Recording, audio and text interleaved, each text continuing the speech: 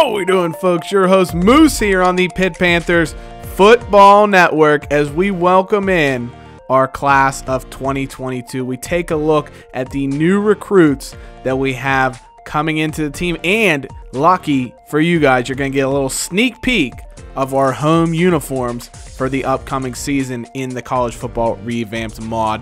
The first recruit to talk about is DeAnthony Hamilton, 4-star halfback out of Fort Lauderdale, Florida.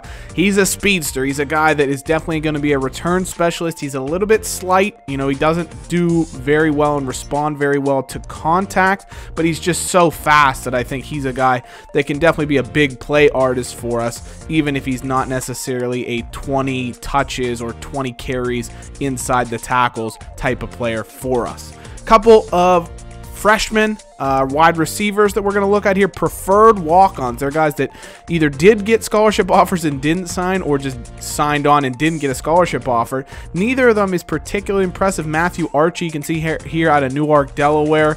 Very good speed, very bad hands. He's definitely a project type player. Could be okay in the future. You know, he's not completely terribly rated, but for sure he's a red shirt and wait and see type of player, as is Jake Black. Smart guy out of Stanford, decided to come to Pitt, loves the engineering school, thought he could do a very good job there, and he's a preferred walk-on for the football program as well. Another guy with good speed, good intangibles, but his overall talent level is just not fantastic. His route running is probably his best attribute. His catching definitely needs some work, but again, he's a project player. Add some depth to us. Just a walk-on that we can see what he potentially becomes. Then we have Edina, Minnesota native, Joshua Stover. Good size tight end, 6'5", 247.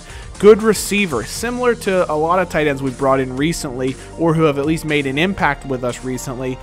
Christian Klump, going to be a redshirt freshman this year. Of course, we had Antonio Greer previously, Caleb Cannon. All good receiving tight ends, and Stover fits that mold as well. Good hands. His blocking's okay, average at best, you'd have to say.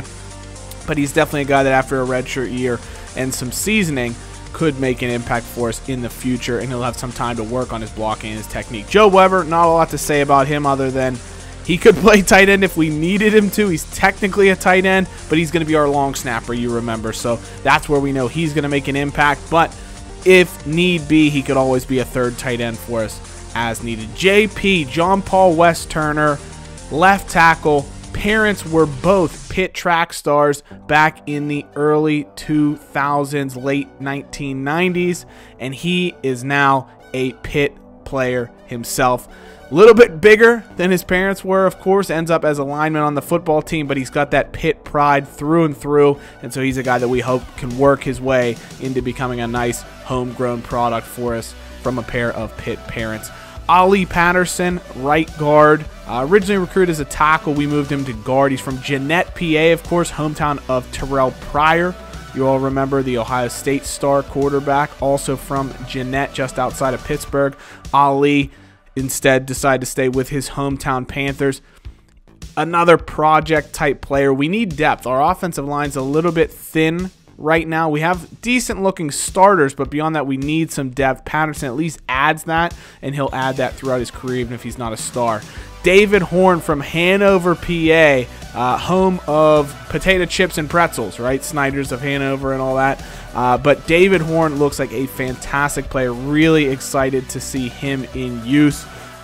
Great player already, very well-rounded, very good run blocker and pass blocker already, and so he's a guy that certainly will likely be in the starting lineup. A hard decision is, do we redshirt him or not this season? He's probably one of our best linemen, backup linemen, and so we probably won't be afforded the opportunity to redshirt him, but he is available. Quamir Avery, left end, a guy that is a solid player, probably, again, as or is the case with a lot of the players we brought in, because we have such a big recruiting class. We have a few solid 4-star players that are likely going to play right away, but a lot of these guys are 3 stars and are probably going to need some time to redshirt and to grow and develop their skills and their attributes beyond the physical skills they have already. Avery is one of those guys. Kenny O'Neill, though, is not. The 4-star talent out of Murraysville, PA, starred for Franklin Regional High School, and he has an opportunity to play from day one for the Panthers. Undersized for a defensive tackle, maybe a little big for a defensive end without having the height.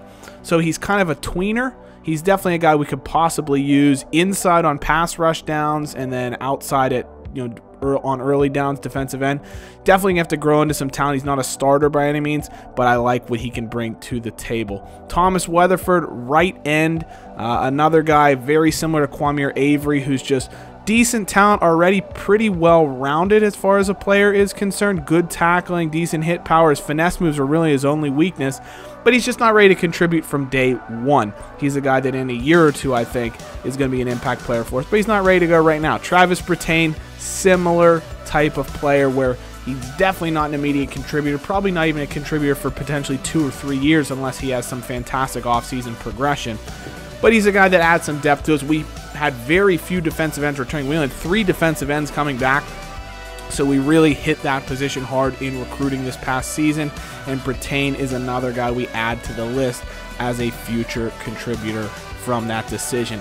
Same thing on the inside. We basically really stocked up in defensive line cabinet, and Conley Copeland is maybe the star out of that bunch. Incredible talent. He's going to play inside. He could contribute from day one. Very, very good player. Run stuffer. Does a nice job with his tackling. Hit power is okay. His moves are really what's impressive, though. He gets after the football. He's got good block shedding, and he has a lot of ability in that regard. So I like what Copeland can bring to the table. We may see him sooner rather than later as a 4-star recruit. Perry Mills, local guy, Robinson, PA, just outside of the city. Not a guy that we're going to see right away. That is for certain. Definitely a developmental type prospect, but you need those types of players to add depth, especially if you have injuries down the road. I don't even think even with injuries he would play this year, but in a year or two, if we have some defensive line struggles, he could see some time. Marlon Capps, freshman linebacker from Titusville, Florida recruit. His father was a big-time fisherman, and so Marlon ended up named after his dad's favorite sport fish, and he is a player that there's not a lot to say about him, to be honest. He doesn't really have any redeeming attributes other than tackle. He's a good player, in terms of his well-roundedness, but he doesn't have a ton of speed. He doesn't have a ton of ability. He's a good tackler. That's about all we can say for him right now.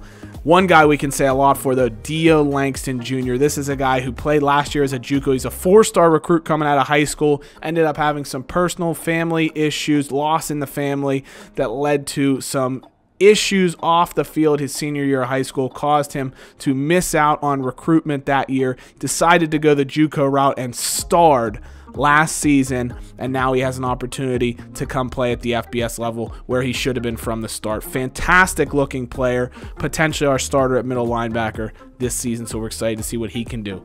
Also, another big middle linebacker recruit we had this offseason, Leroy Estes, the mayor, as they like to call him, has a future in politics, at least if you talk to him, wants to be the mayor of his hometown of Reading, Ohio.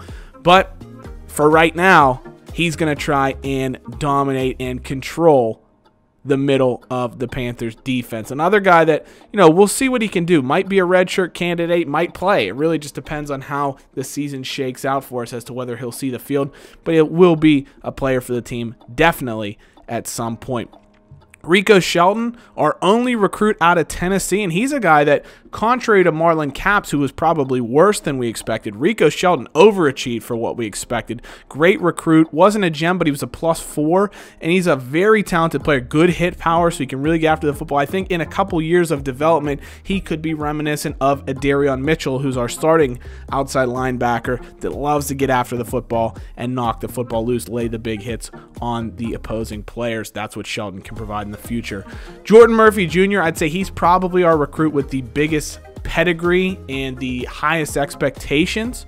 Very good speed, incredible man coverage already as a true freshman. He's got 86 man coverage. His zone isn't great, but his press is good. He is going to be an outside corner for us for certain. I think even if our outside corners struggle this year, Jordan Murphy Jr. could potentially find his way to that outside corner role, maybe take it away from a Damian Vector or someone, depending on how they play. But Murphy Jr.'s probably got really, really big expectations on his shoes, even coming into this season. Cameron Taylor-Smith, recruited as an athlete, can play both sides of the ball, and with how deep we're actually looking in the secondary right now with some good recruits in, he may see some time on those sides of the ball. I don't know that he's necessarily ready for every down duty on defense. He's not necessarily ready for every down duty on offense either, but he's fast. He's got incredible speed from the safety position, which is what we like to see. That'll really help him in coverage.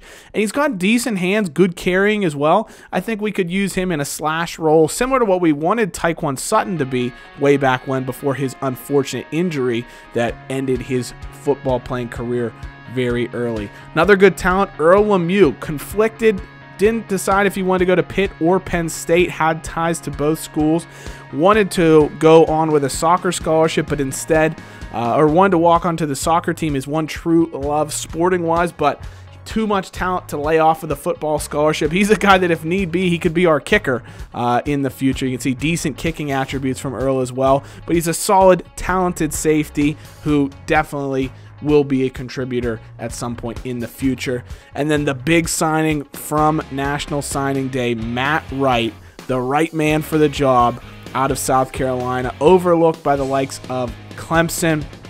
UCLA and Pitt, though, went in on him very hard. He decided to choose the Panthers.